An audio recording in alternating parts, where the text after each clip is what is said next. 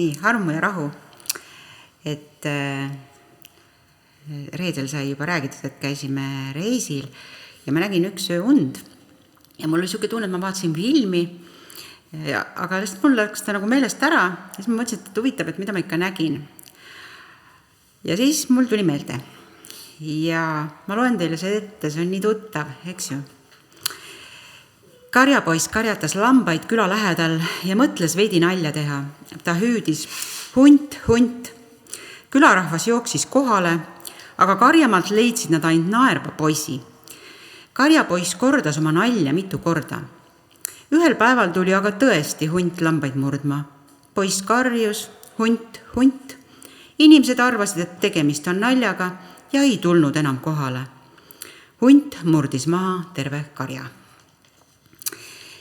Ja mismoodi mind siis minuga rääkima hakkas, kui tihti me kristlastena näitame näpuga, kes on hunt või näidatakse meie peale, et meie oleme hundid. Ja et kas me ei peaks seda nii, nagu maailmas tehakse valerahaga, millest ma ka räägin, et me peaksime õppima õige asja tundma ja siis me oskame seda valet eristada ja siis me oskame seda õiget näha. Ja täna siis selle jutu sees hästi palju kasutasin ma sellise apostliku evangelisti materjali nagu Joosef Matera.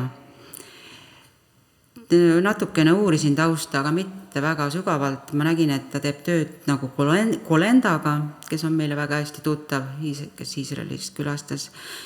Ja ma arvan, et ma võin tema materjali siis kasutada.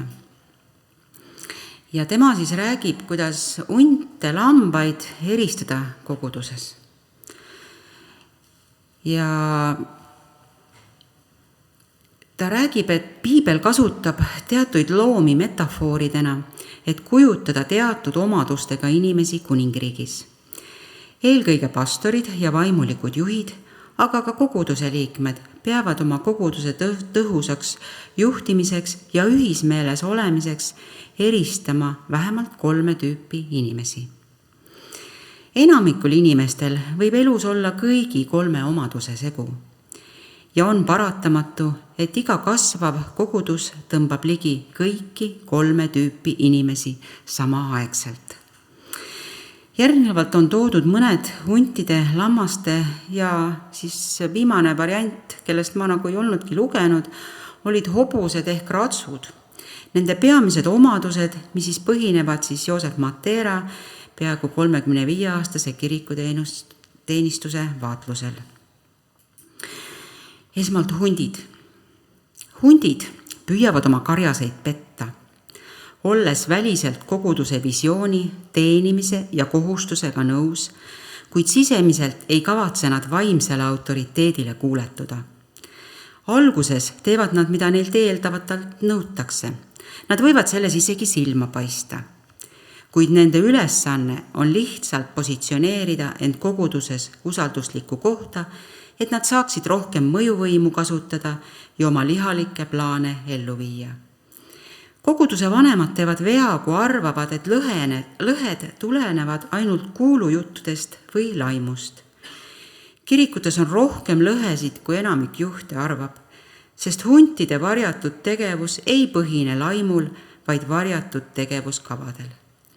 Igaüks, kes kehtestab oma enese tegevuse koguduse sees, on tegelikult lõhestav inimene ja hunt lambanahas. Hundid ei ole autentsed. Nad pole väljast vaadates kurjad, sest nad püüavad näida nagu lambad. Aga kui sa ei ole truu iseendale ja sellele, kelleks Jumal sind lõi, ehk siis kui hunt ei näe välja nagu hunt, siis ei ole sa truu ka teistele inimestele. Hundid kannavad lamba nahka, sest nad püüavad sobitada koguduse üldise struktuuriga. Hundi leiate te tavaliselt kõige nii-öelda alandlikumas, nii-öelda ustavamas ja nii-öelda vaimulikumas lambas. See tähendab, et nad sobivad ideaalselt kõigisse oma ümbruse kultuurinormidesse ja neid tavaliselt imetletakse nende annete pärast. Nad käivad regulaarselt jumalateenistustel ja koosolekutel, maksavad kümnist, täidavad innukalt ja üle selle vaimulikke ülesandeid ja püüavad vaimsetes tegevustes ehk vaimsetes pühaduses, tunnetustes ja muus sellises väliselt silma paista rohkem kui keegi teine. Aja möödudes püüab hunt end mingil moel suurema mõjuvõimu saavutamiseks ka üle karjase positsioneerida. Seega üldiselt saab koguduse vanem lõpuks teada, kellega tal tegemist on. Hundid paigutavad end kohe alguses karjaste lähedale. Nagu eelmises punktis mainitud, ihkavad hundid võimu lähedust.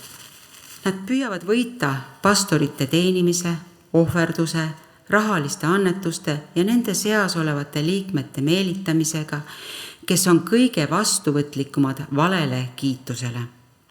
Näiteks, kui koguduse vanem pole piisavalt ligipääsetav, püüavad nad läheneda neile, kellel nad tajuvad juhi üle mõjuvõimu.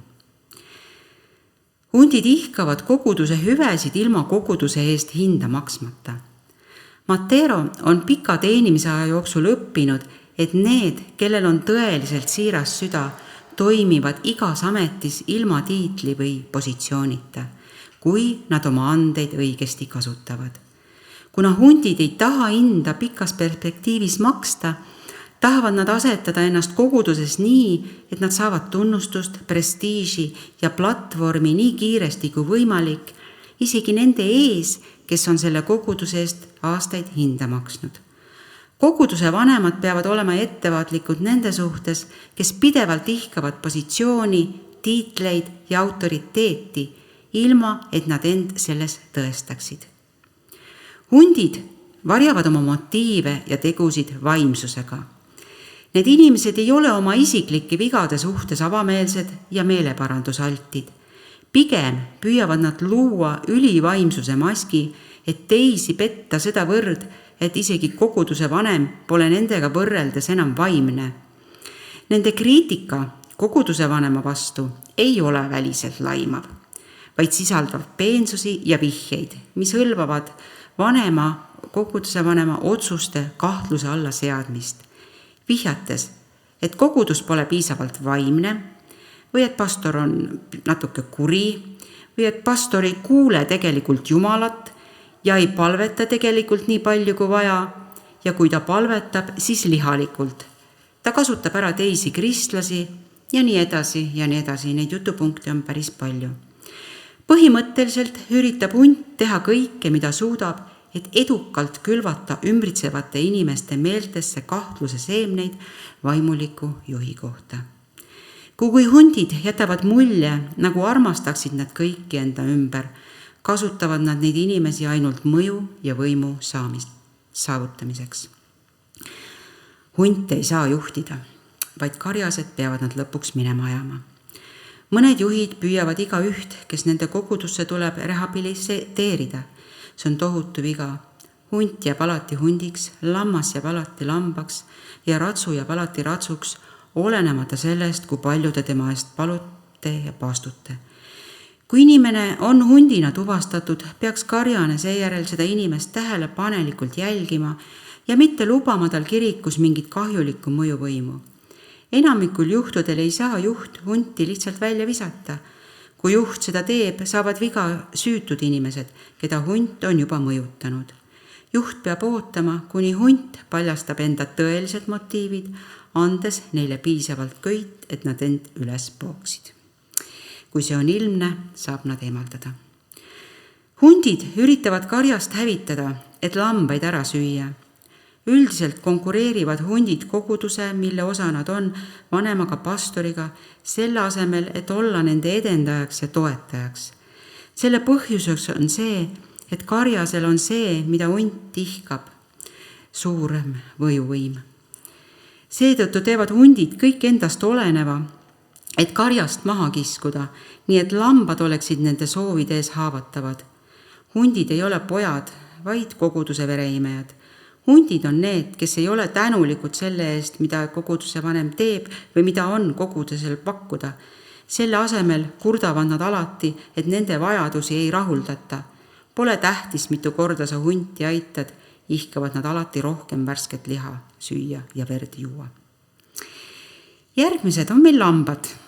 Lambad on need, kes ütlevad nii väliselt kui oma südames jah neile suunistele, mida annavad need, kellel on vaimne autoriteet koguduses.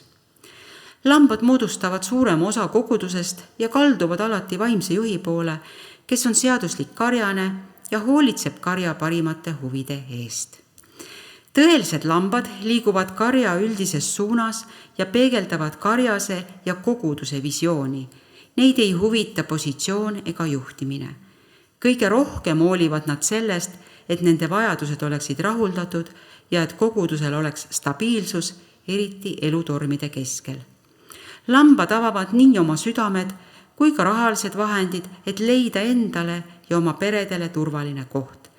Nad tahavad olla ausad ja avameelsed oma vajaduste ja valude suhtes ning ihkavad väga küpseid inimesi, keda nad saavad usaldada, kes kuulavad nende happihüüdeid ja juhatavad neid eluteel.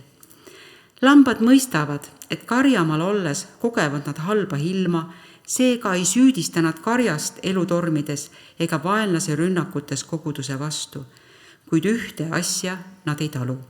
Nad põgenevad ja jooksevad teise karja, kui arvavad, et karjane pole piisavalt tugev juht, et tormi keskele karjale stabiilsust tagada või pole ta moraalselt aus.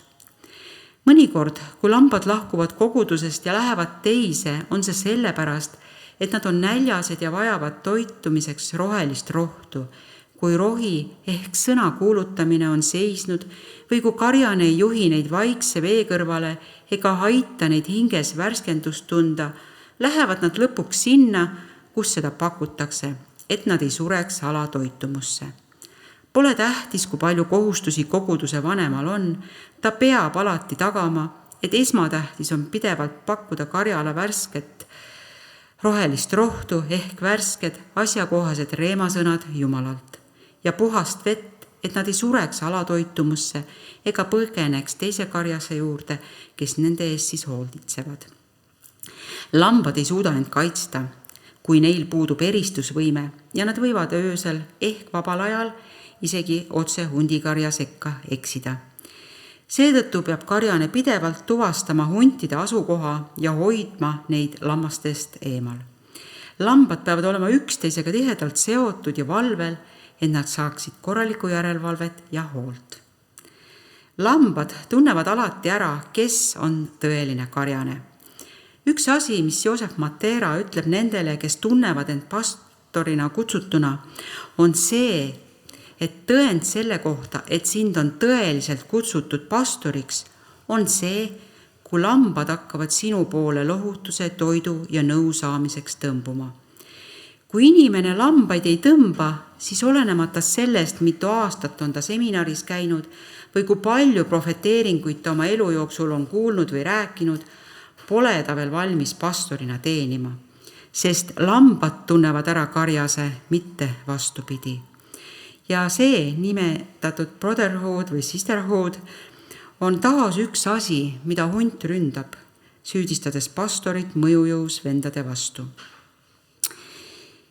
Ja nüüd jõuame järgmise seltskonna juurde, ehk ratsud, hobused. Seda kasutatakse sageli metafoorina millegi majesteetliku ja võimsa kohta. Nad ei ole sellised inimesed, kellele meeldib mikromanageerimine ja nagu hobused vajavad nad ruumi jooksmiseks ja oma energia rakendamiseks. Hobused ütlevad vaimsele autoriteedile jah, kui nad eesmärkidest aru saavad ja tegevuskava omaks võtavad. Põhjus on selles, et nad kasutavad oma aega targalt ega sekku algatustesse, mis ei sobi nende ande ja missiooniga. Pastorid peavad sellised juhid ära tundma, et nad ei ajaks nende vastumeelsust vastuhakuga segi. Hobused on läbipaistvad, ausad ja isiklikult vastutavad nende ees, kes neid kujundavad. Hobused on sellised juhid, kes kalduvad nende poole, kes neid järgmisele tasemele viivad. Kuid kõrgemad juhid tunnevad ära enda koguduse seas hobuse, peaksid nad seadma esikohale temasse aja panustamise, sest need ratsud peegeldavad visiooni, kui visionär neisse investeerib. Teisest küljest, kui hobused on lojaalsed, ilmutavad nad omaniku vaimu. Nad on lahinguks loodud inimesed ning nad on lojaalsed ja täidavad oma kohustusi suurepäraselt. Kuni surmani. Hobused suudavad rohkem kui ükski teine koguduse liige kanda arvukalt inimesi seljas, samal ajal valguskiirusel ratsutades ja visiooni edendades. Lojaalsed hobused edestavad hunte ja peletavad neid eemale. Kuna hobustel on hämmastav kiiruse ja jõu kombinatsioon, on nad koguduses kõige võimekamad sõja ajal lahingusse laskmiseks. Nad ei tunne hirmu, kadedust ega pettumust, nad ei ole auahned, hunte hirmutavad tugevad ja lojaalsed hobused ning nad ei hakka nendega ega nende läheduses viibijatega jamama. Hobuseid juhib saavutus, mitte tühjad tiitlid ja positsioonid. Nad ei pea olema tähelepanu keskpunktis. Nad on väga tugeva isiksusega, kelle ideeks on probleemide lahendamisest, liikumise loomisest ning muutuste ja elukvaliteedi parandamisest inimestele, kohtadele ja asjadele. Kui inimesed võistlevad positsioonide ja tiitlite pärast, on see märk sellest, et nad ei ole hobused. Nad on kas segaduses lambad või kujunemisjärgus hundid. Rahutuse, ebakindluse ja pimeduse aegadel jääb üks tõde vankumatuks. Jeesus on endiselt vastus. Ükski süsteem, ideoloogia ega inimlik lahendus ei saa täita tühimikku inimsüdames. Ainult Kristus toob tõelise rahu, kestva lootuse ja sügavat taastamist. Ta tuli iga inimese, iga rahva ja iga põlvkonna jaoks. Mitte ainult meie olusid parandama, vaid ka meie südameid muutma. Kui kõik meie ümber tundub ebastabiilne, jääb tema samaks. Kui maailm otsib vastuseid, on tema vastus. Lootus on endiselt olemas, valgus on endiselt olemas ja päästja on endiselt olemas. Ja nüüd veel mõtteid teistelt pastoritelt ja evangelistidelt, kuidas koguduses hunti märgata. Ja seda nüüd siis piiblisõna baasil.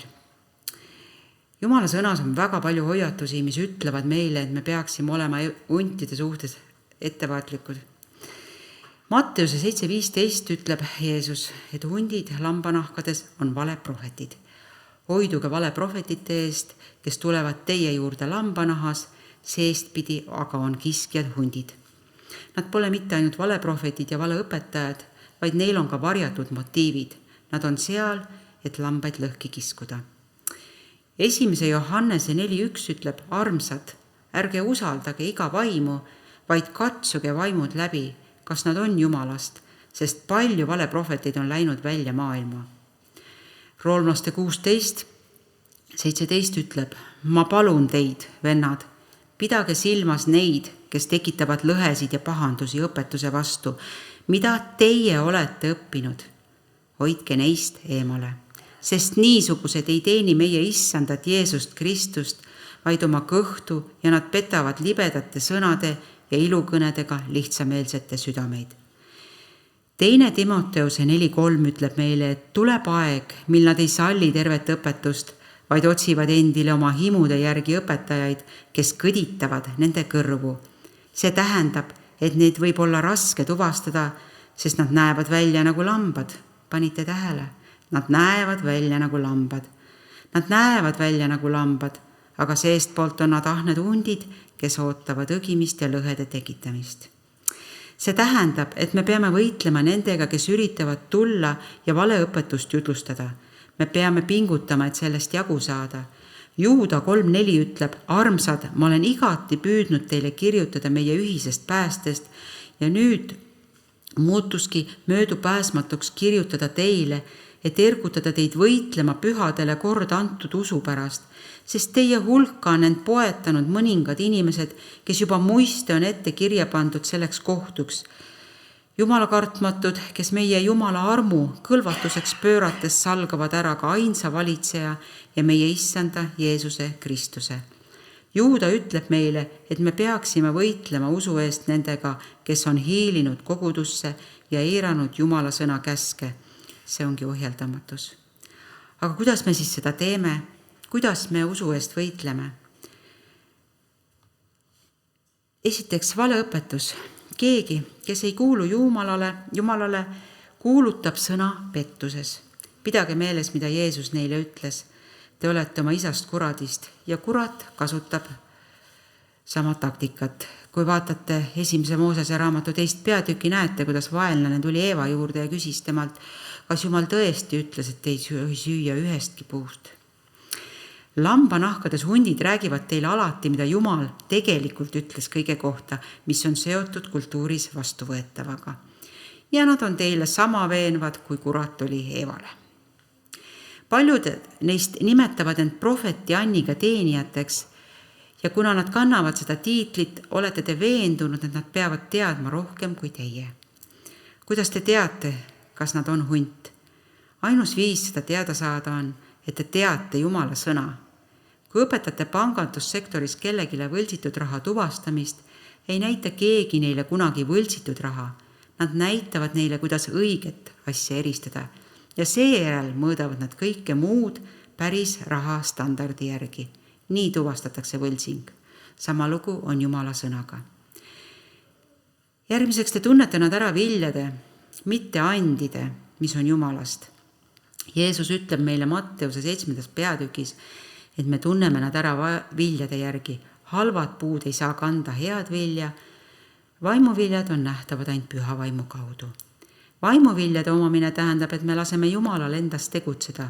Hundis ei ole Jumala armastust, rõõmu, rahu, kannatlikust, lahkust, headust, ustavust, tasadust ega enesekontrolli. Ta manipuleerib nende andidega ja pakub meile nii-öelda vale raha. Peaksime kuulama, mida nad heaks kiidavad ja mis on nende elustiil, abielu, mis töö neist räägib. Meie kohustus on hinnata nende elus olevaid vilju. See ei ole siis sama, mis on vaimuannid.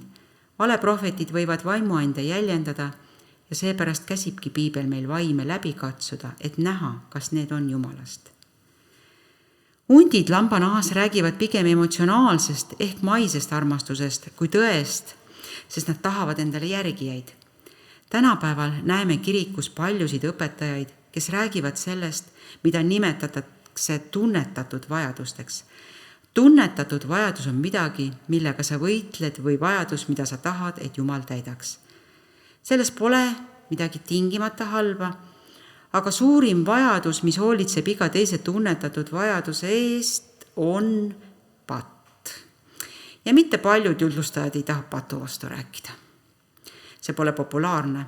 1. Kristuse 2.14 ütleb, aga maine inimene ei võta vastu midagi, mis on Jumala vaimust, sest see on temale narrus ja ta ei suuda seda tunnistada ja tunnetada, sest seda tuleb mõista vaimselt.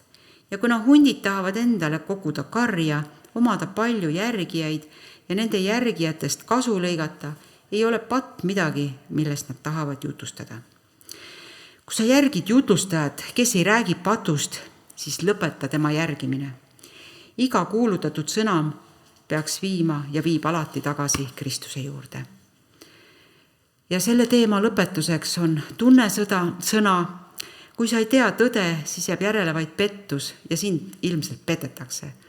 Uuri sõna, toeta sõna ja kui sa seda teed, siis hoia seda ka neil, kes end usklikeks nimetavad. Ela Jumala sõna järgi ja räägi seda oma kodus, õpeta seda oma lastele ja ole teadlik sellest, mis meie tänapäeva maailmas toimub. Ja nüüd lõpetan veel ühe Joosep Matera mõttega, kuidas Jeesus oma kogudust külastab. Me pidevalt kutsume, et Jeesus, issand, tule, oodates seda hoogu, ärkamist, kasvu ja nähtavat au. Aga pühakiri annab meile terviklikuma ja kainestavama pildi. See on see, mida mina äratuse all silmas pean. Kui Jeesus tuleb, siis ta mitte ei elusta, ta puhastab. Ta mitte ainult ei taasta, ta astub vastu. Ta mitte ainult ei lohuta, ta puhastab. Malaki 3 peatükis öeldakse, issand, keda te otsite, tuleb äkitselt oma templisse. See kõlab põnevalt, kuni loete järgmist. Ta tuleb nagu sulataja tuli. Ta puhastab enne, kui annab väe. Me näeme seda selgelt Jeesuse käitumisest palmipuude pühal. Jeesus sisenes templisse ja vaatas ringi. Ta uuris enne tegutsemist. Järgmisel päeval tuli ta tagasi ja lükkas ümber rahavahetajate lauad, ajades välja kõik, mis ei peegeldanud isa südant. Tema külastus ei olnud passiivne, see oli otsustav ja tegudega. Ja see oli prohvetlik. See ennustus ette templi lõplikku kohtumõistmist aastal 70 peale Kristust ja tuletab meile meelde, et Jumal ei ignoreeri seda, mis teda valesti esindab. Ta astub sellele vastu. Seepärast tulevad kirikus avalikuks nii paljud skandaalid. See pole kurat. Mõnikord on see Jumal, kes toob asjad valguse kätte, sest isiklikku meeleparandust ei ole toimunud. See, mis oli pimedusse mattunud, paljastatakse mitte ainult häbi pärast, vaid puhastamiseks ja taastamiseks. Jumal armastab oma kogudust liiga palju, et lasta varjatud patul eksisteerida koos tema ilmse kohalolekuga. Seepärast hoiatab Aamose 5, häda teile, kes igatsete issanda päeva, see on pimedus, mitte valgus. Miks? Sest kui Jumal tuleb, tuleb ta sageli ülekohtust puhastama. Ja Uus Testament kinnitab seda mustrit. Peetruse esimene kiri 4.17 ütleb, kohtumõistmine algab esmalt Jumala kojast. Lisaks õpetab Jeesus Johannese evangeeliumis 15.15, et isegi viljakad oksad kärbitakse, et need saaksid rohkem vilja kanda. See tähendab, et isegi terved ja kasvavad kogudused kogevad kärpimist, üleminekuid, väljakutseid, ümberjoondumisi ja mõnikord valusaid muutusi. Miks? Kärpimine ei ole karistus, see on ettevalmistus. Ilmutuse raamatu 2. peatükis hoiatab Jeesus kogudust, et ta tuleb nagu varas, kui nad ei paranda meelt. See ei puuduta maailma lõppu, see puudutab äkilist paranduslikku külastust. Me peame selle aru saama, taastama. Liiga paljud tahavad tänapäeval ärkamist ilma meeleparanduseta, au ilma pühaduseta, külastust ilma muutumiseta, kuid Jeesus ei lähe oma standarditest mööda, et oma kohalolekut ilmutada. Ta tuleb nagu kiropraktik, kohandades seda, mis on paigast ära. Ja kohandused ei ole alati mugavad, kuid need on vajalikud tervise, liikumise ja pikaealisuse jaoks. Jumal on pühendunum joondumisele kui mugavusele, pühendunum puhtusele kui populaarsusele, pühendunum oma kuningriigile kui meie isiklikele tegevuskavadele. Seega, enne kui me hüüame, issand, tule, me peame endalt küsima, kas me oleme valmis selleks, kui ta tuleb? Kas me oleme valmis saama puhastatud, mitte ainult taaselustatud? Kas me oleme avatud parandustele, mitte kinnitustele? Kas me tahame tema kuningriiki või ehitame alles enda oma? Kui Jeesus külastab oma kogudust, muutub kõik. Mitte sellepärast, et ta oleks karm, vaid sellepärast, et ta on püha. Seega olgu see meie palve hoopis, et issand, tule, aga alusta minust. Uuri mind, puhasta mind, joonda mind ja seejärel kasuta mind oma auks. Paljud usklikud püüavad iseseisvalt vaimselt kasvada. Me ju elame ajastul, kus jutlused, taskuhäälingud ja sisu on kättesaadavamad kui kunagi varem. Kuid juurdepääs teabele ei ole sama, mis on muutumine. Jeesus ei kavandanud kunagi vaimset küpsust isoleeritult kujunemiseks. Johannese 17. peatükis palvetas ta inimeste eest, kes oleksid ühtsed, koos kujunenud ja küpseksid kogukonna kontekstis. Tõeline kasv toimub suhete, vastutuse ja Kristuse ihus elamise kaudu, mitte ainult sisu tarbimise kaudu. Küsimus ei ole selles, kui palju sa tead. Küsimus on alati selles, kuidas sind kujundatakse ja kus. Ja sellega mina lõpetan. Amen.